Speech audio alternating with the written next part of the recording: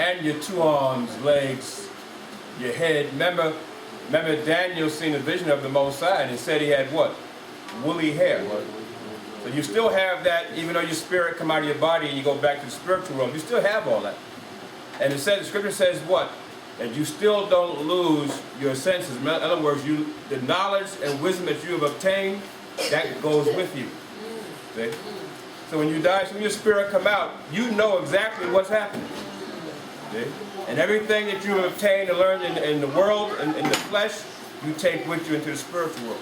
So you don't lose that. See? So that's what that parable of Lazarus and the rich man was showing you. See? Everything goes with you. So you got to remember, that's why the Most High can judge you in the flesh and in the spiritual world. He can still judge you. Understand? So we got to remember that. Go ahead, Up. So I'll read this last scripture here.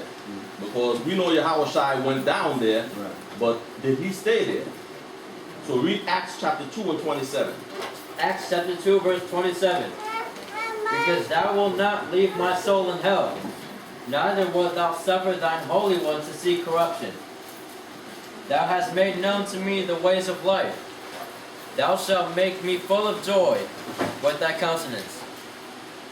Go ahead, keep on reading down. Men and brethren, let me freely speak unto you of the patriarch David, that he is both dead and buried, and his sepulchre is with us unto this day. Therefore, being a prophet, and knowing that Yahweh has sworn with an oath to him, that of the fruit of his loins, according to the flesh, he would raise up Yahushua to sit on his throne. He, seeing this, before spake of the resurrection of Yahushua, that his soul was not left in hell, neither his flesh did see corruption. Yeah. So Yahushua, that was prophecy that was supposed to happen. He wrote about this back in the Psalms. He said his soul wouldn't stay in hell, neither his flesh see corruption. Some of us might think that was David, but that was talking about Yahushua. Because David, he saw corruption. Yeah, he died. His flesh on his skin rotted away. The worms ate it up. So his flesh did see corruption. But Yahushua, how long was he dead for? 3 days. So his body didn't have time to rot away. Plus, his body was prepared with the herbs and the spices to preserve it so that it wouldn't see corruption. But he went down into hell. But the Most High didn't allow his body to stay in hell. So those are the tabernacles that the Most High has set up. The heavenly tabernacle, the earthly tabernacle. He even set up the satanic tabernacle, But these are all 3 in one.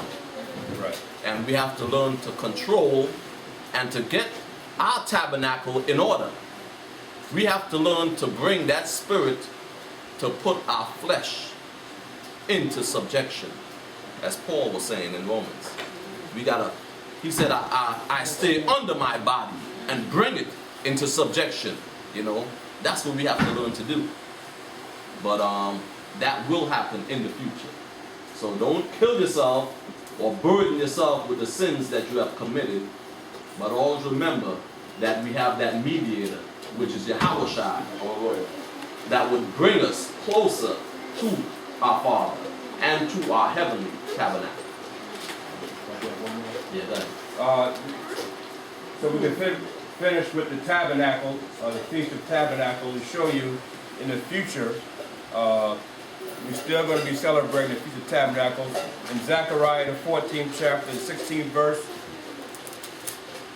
this just is showing you how all nations are going to come up and celebrate the Feast of Tabernacles and the other high holy days also.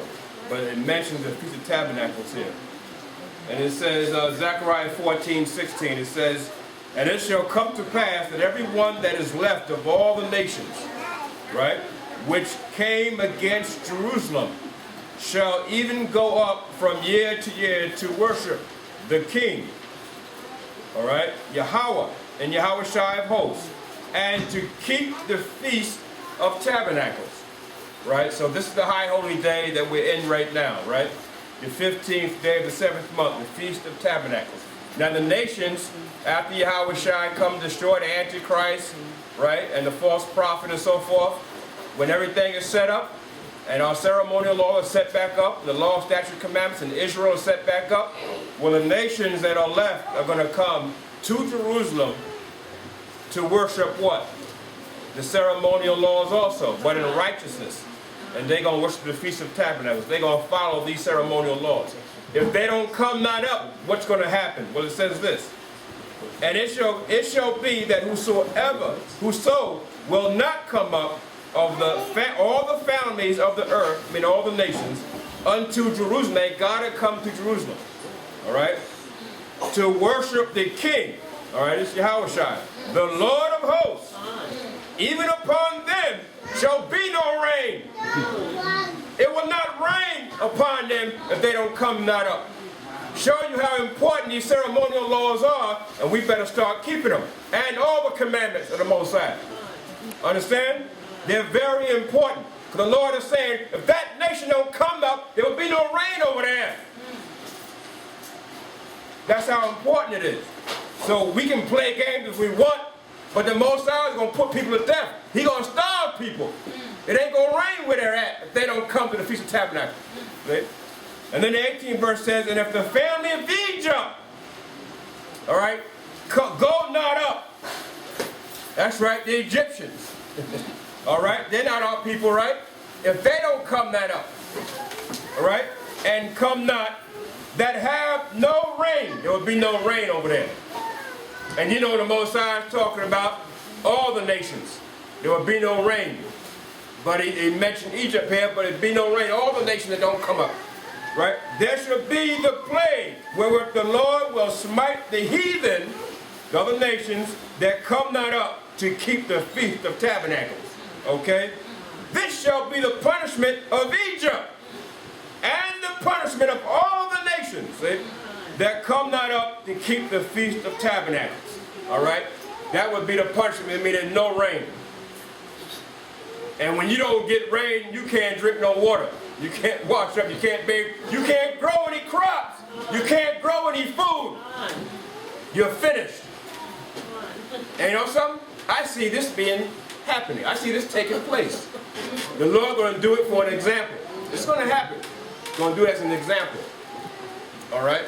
So, Israel, we're the Most High's chosen. We have to begin to keep these commandments. Because if we don't, what's going to happen to our blessing? You're not going to get blessed. See? That means your farm that you got, no rain. And I can see the Lord saying, okay, Karazala got rain, but over there the next person's block, in their farm, no rain. The Most High can do that. We see that now. It rains in Queens and don't rain in Brooklyn. We know it can happen. So we can't play games. We're the ones that have to keep these commandments. And so that's what he was talking about, the 3 earthly tabernacles. We got to begin to recognize that and get our spiritual body in order, along with like he said, the Holy of Holies, the Most High, that's the Most High. But he made the replica of the Holy of Holies on the earth. And Yahushua is the one that brought faith to the nation of Israel. The grace and mercy. That we can go now to the Holy of Holies and obtain the Spirit of truth. And that's what we should be looking at. Okay, up.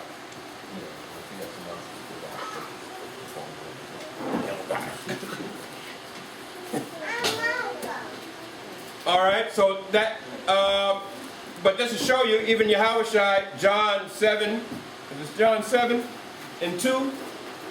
Yahushua celebrated the Feast of Tabernacles also. All right, that's in John 7 and 2. John 7? Yeah.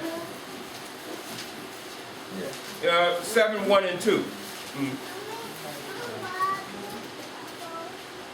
It's St. John's chapter 7 and verse 1. Right. It says, after these things, Yahushua walked in Galilee, for he would not walk in Jewry, because the Jews sought to kill him. How about that? Jewry was like, another word for Jewry is ghetto. He would not walk where the Jews were. Because why? Of course, all people at that time, a lot of our people that didn't seek the truth, didn't seek Yahushua. They were still, like we discussed earlier, brother discussed earlier, but with the Old Testament, they were still under the Old Testament laws. Even though they knew Yahushua was coming, they still had the Old Testament laws in them. In other words, the way of sacrificing for their sins. They didn't want to stop doing that because their lust had taken over. So they sought to kill Yahushua, who brought what? Who brought what? Faith.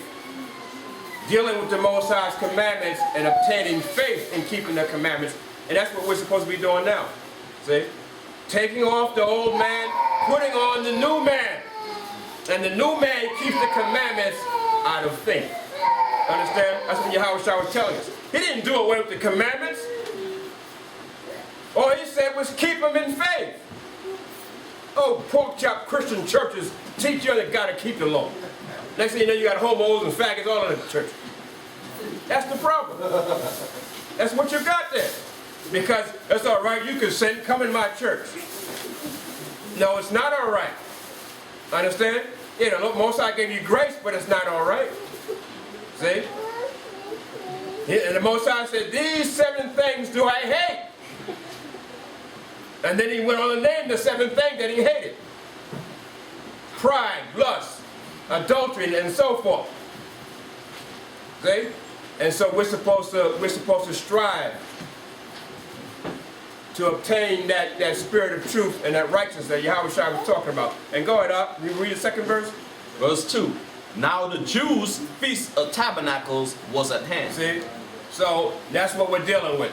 And it was around this time, brother. This was the time the Feast of Tabernacles was. So the Jews' Feast of Tabernacles was at hand. And showing you Yahushua kept the commandments, right? Kept the ceremonial laws. We know he kept the Passover. Understand? So now we're at the Feast of Tabernacles here.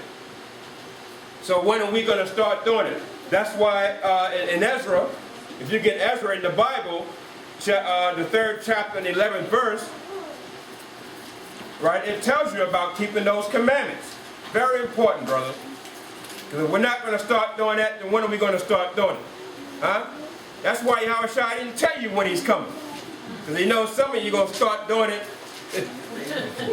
maybe just the day before. Yeah, great. You got to start now, brother. Go ahead, up. Ezra chapter 3 and verse 11. And they sang together by course in praising and giving thanks unto Yahweh.